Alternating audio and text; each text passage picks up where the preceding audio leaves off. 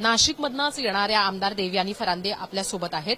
अशोक खराच्या या संपूर्ण प्रकरणानंतर ताई या नाशिकबद्दल वेगवेगळ्या पद्धतीनं चर्चा सुरू झालेली आहे, पण त्यातला एक महत्वाचा मुद्दा आहे ते म्हणजे की नरबळी अशोक खरातकडनं दिल्या जात होत्या. एक आमदार आहात तुम्ही तिथल्या, हे असे प्रकार नाशिकमध्ये घडतात वारंवार असं म्हटलं जातं. याच्या संदर्भामध्ये तुमच्याकडे काही अधिक माहिती आहे का? हे नरबळीच्या प्रकरणाच्या संदर्भामध्ये काय अधिक मुद्दे नाशिकमधनं पुढे येत आहेत? तुमची आमदार म्हणूनची काही माहिती? आम्हाला पोलीस प्रशासनाने सदर विषयामध्ये आणि सरकारने कारवाई केल्यानंतर हे सगळे विषय कळलेले आहेत. मात्र अशा पद्धतीचं लैंगिक छळ महिलांचा करणं हे अतिशय चुकीचे घृणास्पद आहे. काल राज्याच्या मुख्यमंत्र्यांनी या सदर विषयाच्या बाबतीमध्ये पूर्ण खुलासा केलाय, सविस्तर माहिती दिली आहे. मी त्यांचं मनापासून अभिनंदन करेल की देवाभाऊ अशा पीडित महिलांच्या पाठीशी आहेत आणि त्यांनी त्या विषयाच्या बाबतीमध्ये गती देत शासनाने त्याच्यावरती कडक कारवाई अशी केलेली आहे. तुम्ही म्हणताय त्याप्रमाणे गृह खात्यानंच खरं तर या सगळ्या संदर्भामध्ये माहिती घेत असल्याचं स्वतः मुख्यमंत्री गृहमंत्री असलेल्या देवेंद्र फडणवीसांनी सांगितलेलं आहे. पण यामध्ये राज्य महिला आयोगाच्या अध्यक्षांकडून झालेली चूक, पोलिसांवर टाकला गेलेला दबाव याबद्दलची सुद्धा बरीचशी चर्चा झालेली आहे. या अनुषंगानं आमदार म्हणून तुम्ही कसं पाहतात? आता कारवाई होण्यासाठी इतर अधिकारी जे आहेत नाशिक पट्ट्यातले ते सुद्धा जबाबदार असल्याचं सुद्धा म्हटलं जातंय. त्या दृष्टीनं हा प्रश्न आहे. या त्यांच्या ट्रस्टवरती कोण अधिकारी असतील किंवा कोणी अधिकारी दबाव आणत असतील किंवा राजकीय कुठली व्यक्ती जर दबाव आणत असेल तर अत्यंत चुकीचं आहे.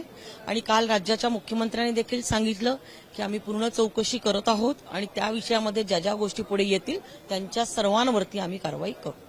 असे प्रकार नाशिक सारख्या शहरामध्ये घडतात. खरं तर नाशिक हे एक प्रकारे आपण म्हणूयात की धार्मिक दृष्टीनं महत्वाचं असं ठिकाण मानलं जातं. अगदी जगभरातनं लोक तिथे येतात.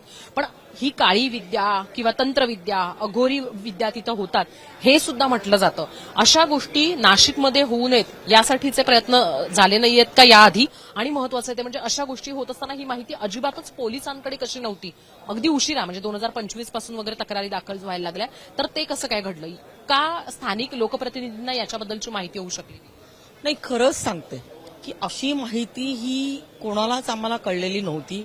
आणि जर एखादी महिला पीडित माझ्याकडे जर आली असती तर निश्चित मी तिला बळ देऊन ह्या विषयावरती वाचा फोडली असती, पण तसं देखील झालेलं नाहीये. आणि त्यामुळे मला असं वाटतंय, म्हणूनच मी राज्याच्या मुख्यमंत्र्यांचं अभिनंदन केलं की त्यांनी एका बंधू बाबाला गजाआड केलं.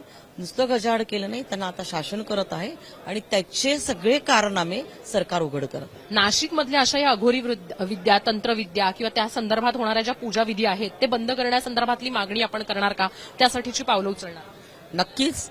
सरकार सदर विषयामध्ये अतिशय संवेदनशील आहे आणि लोकप्रतिनिधी या नात्याने देखील आमची देखील मागणी राहील की अशा जर अजून कोणी अघोरी विद्या किंवा असं काही करत असतील तर त्यांच्यावरती सरकारने तातडीने कारवाई करावी. या सगळ्यामध्ये नेत्यांची सुद्धा इन्व्हॉल्वमेंट लक्षात आलेली आहे. अनेक नेत्यांचे फोटो समोर आलेले आहेत किंवा येत आहेत. तर या अनुषंगानं कसा विचार करता तुम्ही? जेव्हा नेतेच अशा बाबांच्या बळी पडतात किंवा बाबांकडे जायला लागतात किंवा बाबांचे गंडे दोरे बांधायला लागतात, तर त्या एक माध्यमातनं बाबांचं ते प्रचारच करतात असं म्हणायला हवं. जे नेते इथे बसून तोच अंधश्रद्धा निर्मूलन कायदा घडवतात तेच नेते तिथे जाताना आपल्याला पाहायला मिळतात. तर या नेत्यांवर सुद्धा कारवाई व्हायला हवी का? नाही, बाबाला एक वेगळं अंकशास्त्र किंवा असं जे आहे हे त्यांना अवगत होतं, परंतु ही भोंदूगिरी, ही काळी विद्या मला नाही वाटत कुठल्या राजकीय व्यक्तीने त्यांना त्या विषयामध्ये सपोर्ट केला असेल.